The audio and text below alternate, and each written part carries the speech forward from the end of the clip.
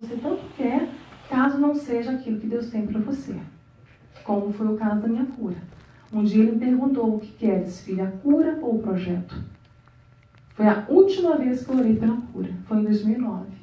Eu falei: Senhor, eu quero o projeto. Eu nem sabia o que Deus ia fazer. Nunca pensei, nunca mensurei nada disso.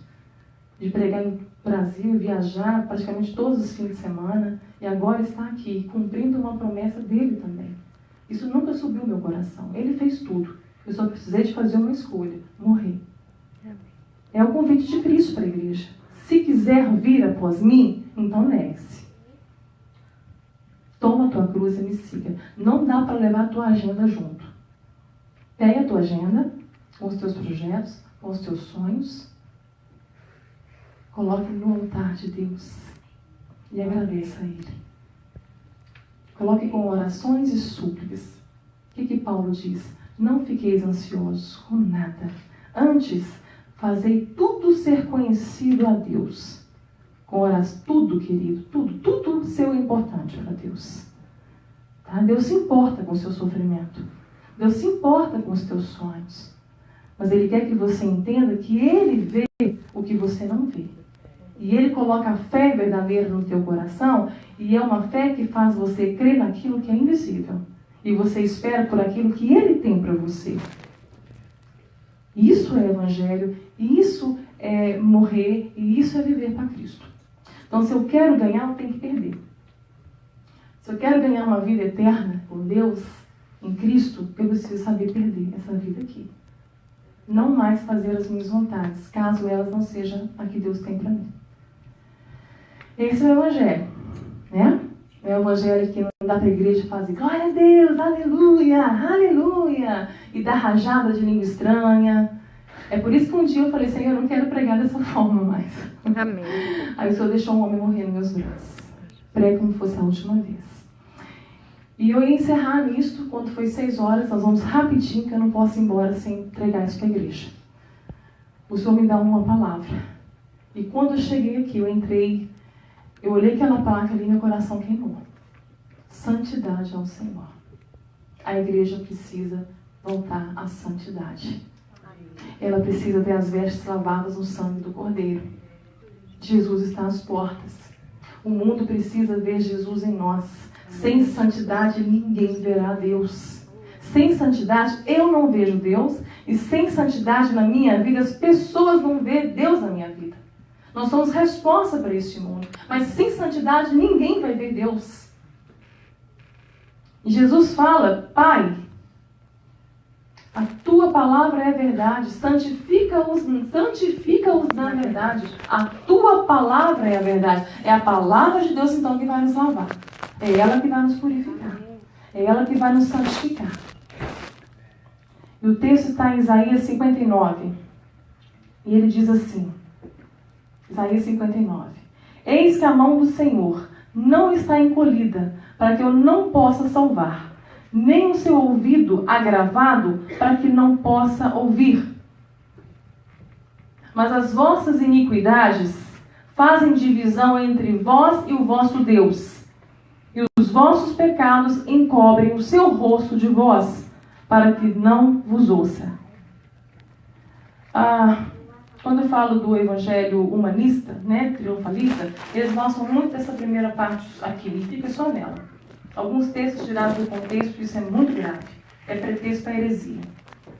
E é muito sério quando nós tiramos esses textos do seu contexto. Então, muitas vezes é lido isso aqui: eis que a mão do Senhor não está encolhida, para que não possa salvar, nem o seu ouvido agravado, tampado, para que não possa ouvir. Glória a Deus. Né? Até aí, glória a Deus. Aleluia. Mas continue, mas as vossas iniquidades fazem divisão entre vós e o vosso Deus, e os vossos pecados encobrem o seu rosto de vós, para que não vos ouça. Deus, Ele é santo. O braço dele é poderoso para te salvar. Os ouvidos estão abertos para ouvir. Mas o pecado, a iniquidade, faz com que os ouvidos dele não nos ouçam. É por isso que é tão sério o pecado no meio da igreja. E quando lidamos com o pecado, muitas vezes somos assediados pelo diabo. Nós sofremos tentações pelo diabo que precisamos nos sujeitar a Deus para resisti-lo, para que ele fuja de nós. Tentações essas, assédios esses, que muitas vezes vão se dar nas regiões celestiais contra principados, potestades, contra hostes malignas, que muitas vezes a nossa mente vai ser o campo de batalha. E temos que estar firmados em Cristo, sujeitando a Cristo, submetendo a Cristo, para que possamos estar fortalecidos com a armadura espiritual para vencer o dia mau. Assédios do diabo. Mas também nós temos que lidar com as tentações da nossa carne. Tentações do nosso corpo. E para essas tentações, para esse assédio, não é resistir o diabo. Resistir o diabo com a tentação no mundo espiritual, batalhas mesmo, que vêm contra nós para nos fazer perder a fé, para nos esmorecer, para nos desfalecer, para nos fazer, para nos desanimar. Nós temos que lutar contra isso todos os dias. Mas a santidade no nosso corpo nos leva nos arremata para algo muito, muito profundo, queridos.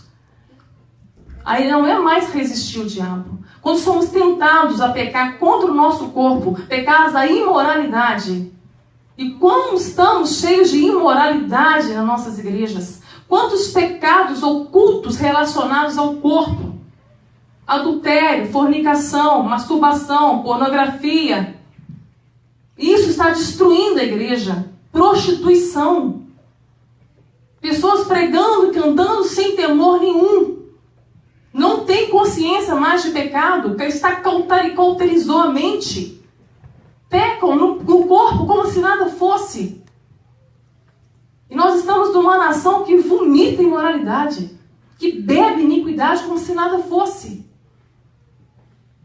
Entramos, eu tenho conhecidas que moram aqui, foi fazer um aborto, entrou numa clínica, tinha um monte de meninas de 13, 14 anos fazendo já o quarto aborto, como se fosse normal. Traem-se. Namoro sem santidade.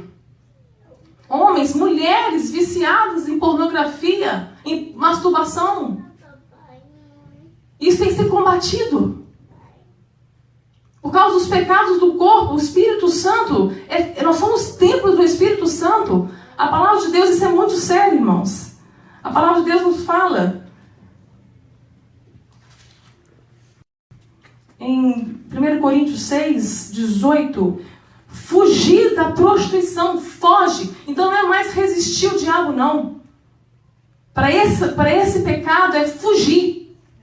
Não tem como resistir o diabo, porque há uma natureza em nós, humana, uma natureza pecaminosa dentro de nós. Nascemos de novo, somos inclinados ao Espírito Santo, mas há uma natureza em nós perversa. Está inclinado para a carne. Então não tenho que resistir não, porque não há força em mim para resistir o diabo. Eu tenho que fugir. Como José entrou na casa de Potifar, e a mulher de Potifar partiu para cima de José. Ele fugiu. Porque se ele ficasse, ele iria cair com ela. Ele tinha consciência disso. Nós temos que lutar mesmo. Foge da prostituição. O nosso corpo é templo do Espírito Santo. Jesus fala que se teu olho te faz pecar, arranca ele. Joga fora, que é melhor você entrar faltando um membro do que perder todo o teu corpo e ir para o inferno. Se é a tua mão que te faz pecar, arranca a tua mão e joga ela longe de ti. É melhor entrar no céu faltando um membro no corpo do que perder todo o corpo e ir para o inferno. Olha como que isso é sério. Arranca. Isso é tão sério. Ele está fazendo uma tipologia que não tem como brincar com o pecado. Ele nos rodeia de perto. Se o diabo desaparecesse agora, fosse aniquilado agora, queridos, a nossa carne continuaria sendo tentada. Não tem como culpar o diabo, não. O diabo está ao derredor. Mas somos nós que vamos ter que fugir. Nesse caso, não é ele que vai fugir. Quando eu disse de batalha espiritual, das lutas externas, resistir o diabo, sujeitando-se a Deus, e ele vai fugir. Mas quando se trata de pecado no corpo, é nós que temos que fugir. Se o jovem tem dificuldade com a pornografia, e como está fácil o acesso, só colocar um computador na mão ou um celular, tem acesso, você vai ter que fugir, vai ter que bloquear, vai ter que, ou não abrir mais o seu laptop, o seu notebook, o seu iPhone, ou seja o que for, perto, longe das pessoas. Vai ter que ser uma disciplina. Porque esses hábitos no corpo viram vícios. Eu lido com pessoas, eu e meu esposo, lidamos com pessoas viciadas. Viciadas. Nos pecados do corpo. Nos pecados imorais. Antigamente, no Antigo Testamento, dizia que se um homem, que o adultério era pecado. O homem que traísse a mulher traísse o homem, era adultério. Mas quando Jesus veio, o que ele fala? Se olhar para uma mulher com olhar impuro, já adulterou contra ela. E estamos no tempo da graça, que pecado é pecado. Pecado não deixou de ser pecado, queridos. O Evangelho não vai mudar para nós. O padrão de santidade não vai mudar para nós. Ele é o mesmo. E que possamos urgentemente fugir do diabo e buscar comunhão com Deus. Que seja na tua vida, se você está nessa situação de imoralidade, que seja na tua vida como a minha, um dia de cada vez. Que se for esse o teu câncer, se o teu pecado está na imoralidade, que você possa viver um dia de cada vez.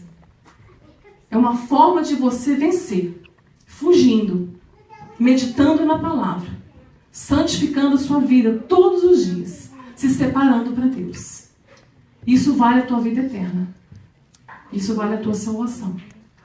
Que você não venha perder a comunhão com o Espírito Santo. Porque esse pecado, o pecado, além de não nos fazer, além de Deus não nos ouvir, além de não termos comunhão com Deus, ele tira a alegria da salvação. Há muitas pessoas que não sentem mais alegria, mesmo cumprindo com toda a agenda do culto, da igreja, não sentem mais alegria. Essa é a palavra que o Senhor mandou falar. Como eu disse, eu não iria pregar. Era o meu testemunho, o Vale de Baca, mas 6 horas da tarde, o Senhor me mandou alertar a igreja contra o pecado da imoralidade. E quando eu cheguei, eu vi muitos jovens aqui. Eu creio que essa palavra está muito direcionada aos jovens, principalmente, que têm lidado com seus hormônios, que não sabem lidar com as paixões dessa vida e têm que buscar Deus desesperadamente. Que você faça isso. Assim como o jovem Timóteo venceu, lutou e fugiu da prostituição. E foi usado poderosamente por Deus. Que você possa estar em estado de alerta. Que você não venha ser, como diz a palavra, um porco que volta à lama. Um cão que volta ao seu vômito. Eu vou encerrar com essa fábula do porco lavado, do porquinho lavado. A história conta que uma porca deu a cria. Criou vários porquinhos. O menino foi lá, pegou um porquinho e levou para casa. E deu banho no porquinho, pôs roupinha no porquinho, passou perfume no porquinho, ensinou o porquinho a conviver na casa como se fosse gente. O porquinho parecia que era um outro bicho, um outro animal, parecia até que era gente da família. Mas no dia que esqueceram a porta aberta, aquele porquinho saiu e se lambuzou na lama. É o porquinho lavado. Isso quer dizer o quê?